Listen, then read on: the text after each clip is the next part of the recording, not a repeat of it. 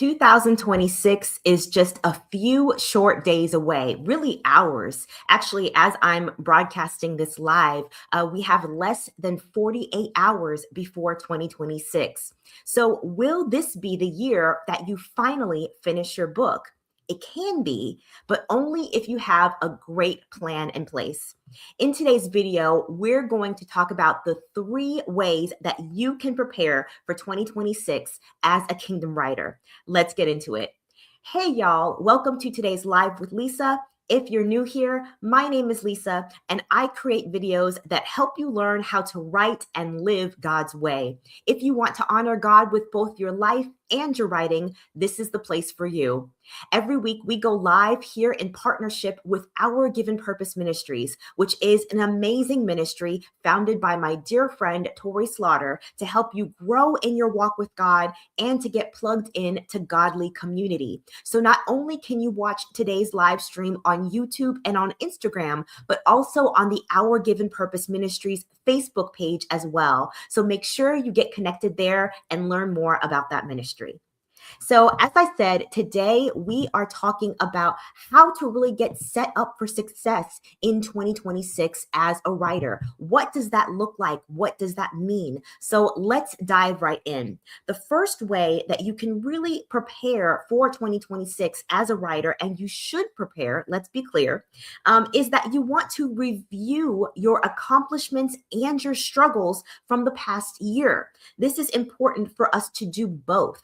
So Psalm 66:5, I love this verse. It says, "Come and see what the Lord has done, the amazing things he has done in the earth." There is this need for us to really celebrate at the end of the year, to really look back and acknowledge what God has done in us and through us, through the work of our hands, through ministry and all the different ways that we serve.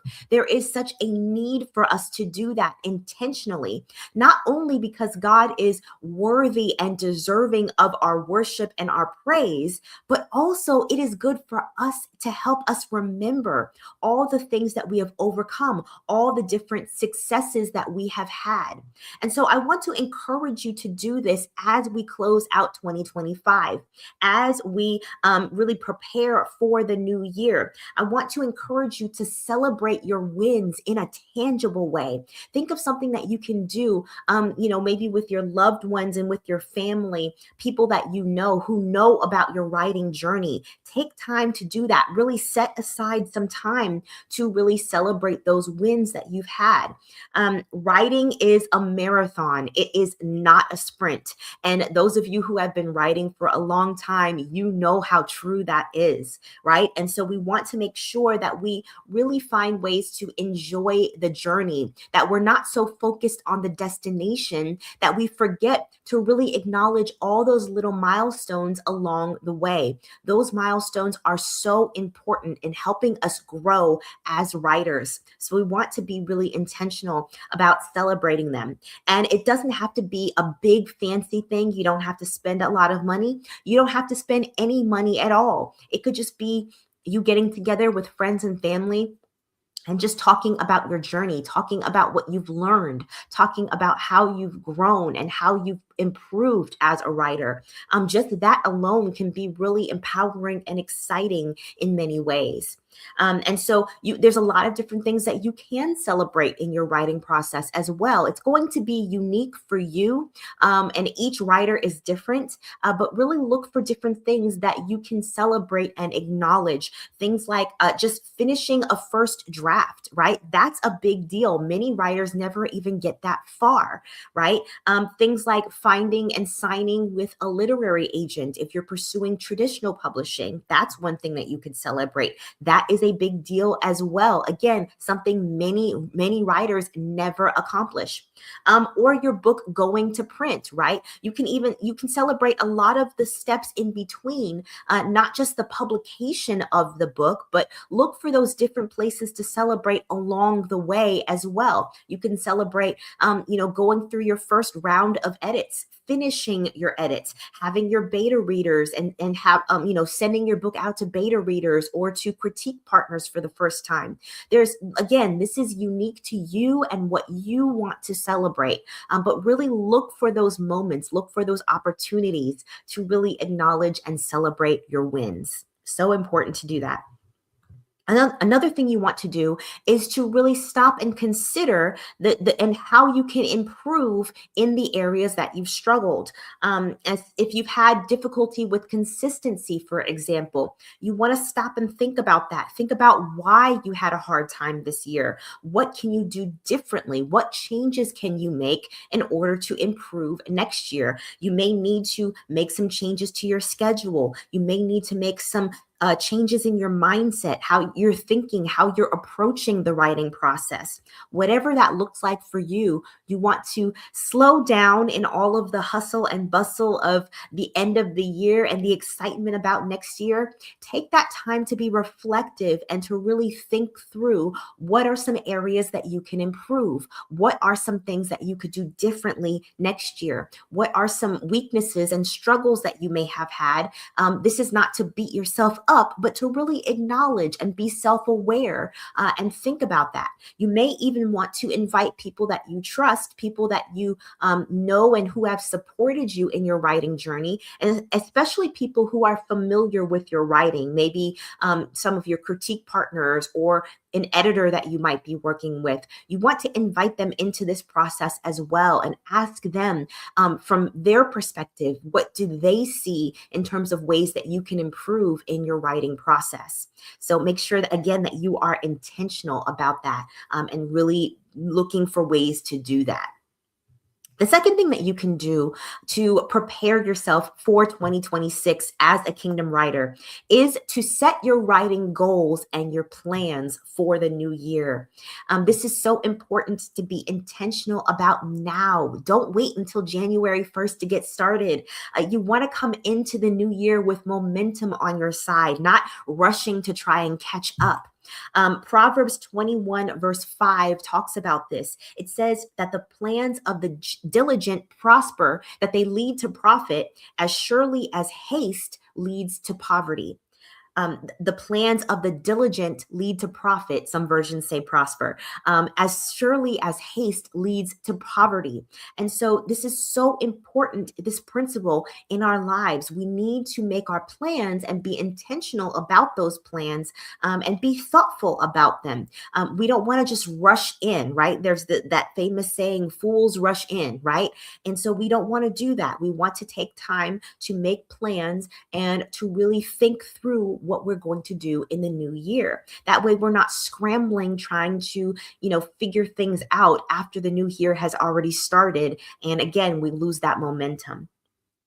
All right, so I actually talk about this in detail in one of my previous live streams. I want you to go back and watch it, talking about the importance of setting writing goals. So I will leave a link to that in the description, but make sure that you go back and watch that live stream and really get a sense of how you can set those writing goals for the new year. I go into detail about that, and we talk about SMART goals and what that looks like and how you walk that out. And so make sure that you go and watch that live stream and really understand that process. But just to give you a quick overview, it really just involves you setting a big goal. Let's say you want to write a rough draft, a 50,000 word rough draft in 3 months.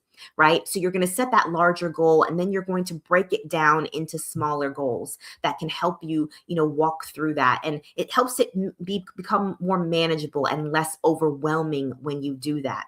So if you have that 50,000 word goal, then you would look at, how you want to write it and break that down into how many words you're going to write per day.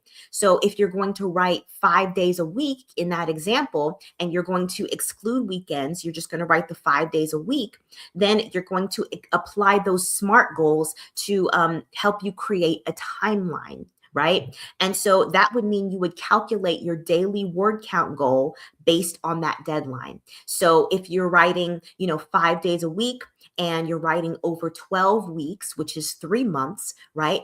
12 times 5 is going to give you 60 days in that 3-month time period that you would be writing. So you divide that total number of word count that you want to accomplish, 50,000 words. You're going to divide that by the number of days that you have, 60 days.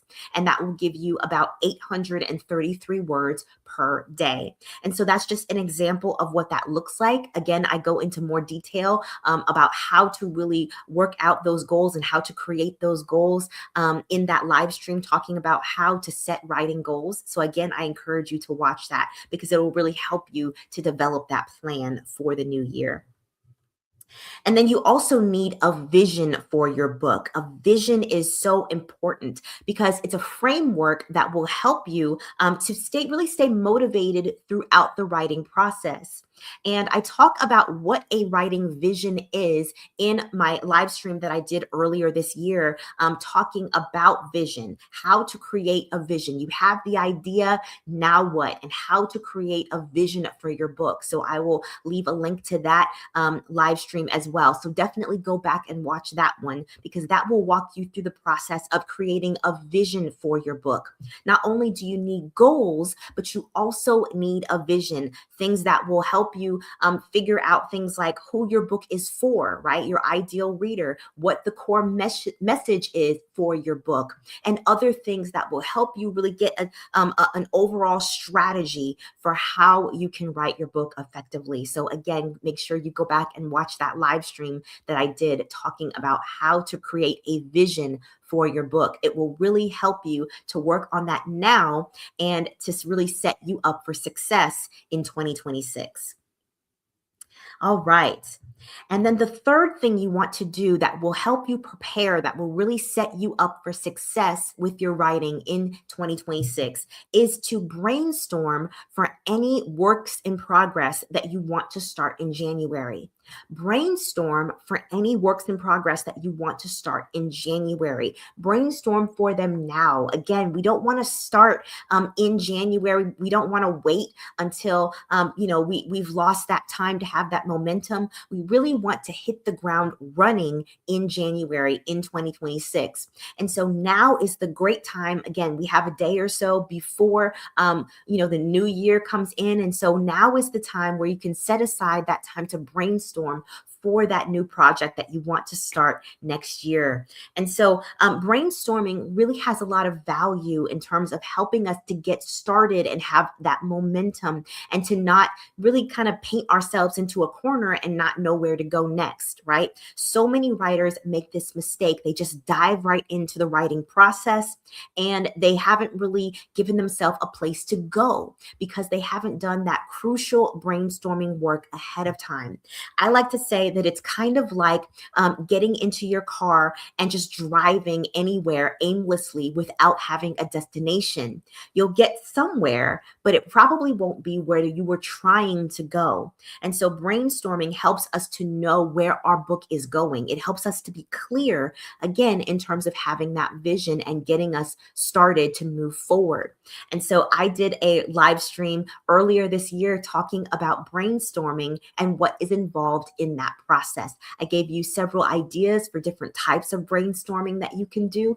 And I also talked about the best brainstorming method that works for me personally, the one that I use for all of my writing projects that I work on. So make sure you go back and watch that video as well, talking about the brainstorming process and how you can get set up for success with your book by doing that.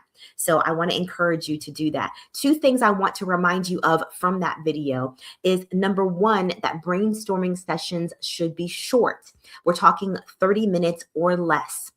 You really want to just get in and get as many ideas out as possible. If you have a long brainstorming session, you can get overwhelmed, you can get kind of tired, and creatively, it can feel like a little bit too much.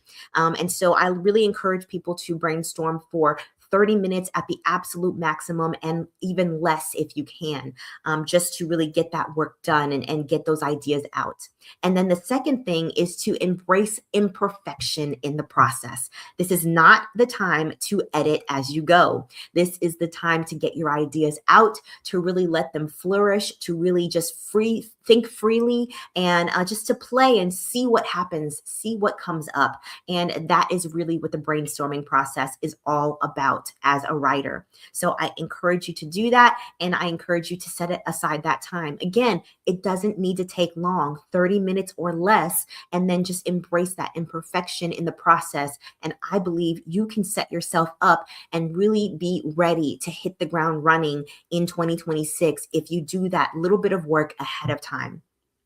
So, also, don't forget the most important step in this process, which is prayer. As kingdom writers, we want to make sure that we are submitting our plans to God and allowing Him to lead and guide us in the process. I talk about this all the time on Live with Lisa, and I am going to continue to talk about it because it is always important in the writing process. We don't want to just make our plans and set our goals and just do what we want to do. We want to make sure that we are inviting God into the process, partnering with Him, and allowing Him to even change our plans when He wants to. I want to remind you again of Proverbs 16, verse 3. We have talked about this verse several times throughout this year, which says to commit your work to the Lord and that He will establish your plans. When we commit our work to God, He is the one that establishes our plans. And He should. He is the one who created us, and He is the one who gave us our ideas. So when we invite Him in and we ask Him what He wants us to do, He will direct our steps. He will order our plans. He will give us the strategy that we need to move forward. So I want to, just as I close out this last video of the year, this last video of 2025, I just want to end by thanking y'all. I just want to say thank you for all of your support, for your encouragement, for just for joining me on this journey. I started out new on YouTube this year. I'm in my 40s and just felt the Lord leading me to start a YouTube channel, and it has been an adventure this year. It has been amazing and powerful, and we have seen the Lord move and show up, and it has just been awesome what God has done over the course of this year. So I am grateful to God for everything that He has done through this time, through this, as we have grown this platform and grown what He is doing. I am just grateful for Him working in me and through me in this process. I'm grateful to be able to have shared with you all from the things that I've learned and from how I've grown in my own writing journey. And I'm looking forward to doing the same thing in 2026. And I'm also grateful for all of you, each and every one of you who have joined me on this journey, whether you have been with me since day one, the very first live stream, or you are joining me now. And this is your first time seeing a video from Live with Lisa. Whether you are a subscriber and you have decided to join me on all of the videos that we do, or you are just, watching for this time and watching this video and are getting some good knowledge and information from it. Wherever you are on your writing journey and however you have come to see this video, I just want to say thank you. And I just want to express my gratitude for being able to share this with you and being able to be a part of your writing process and your writing journey. So if you found this video helpful, if it encouraged you, if it gave you some good, tidbits and nuggets of wisdom and a good strategy for how to move forward in 2026, definitely feel free to subscribe. I encourage you to join us as we continue to move forward in our writing journey and in glorifying God with our work. Definitely subscribe and let me know in the comments what you're working on and what you will be working on in 2026. I would love to hear from you. I would love to know what God is doing in your life as well.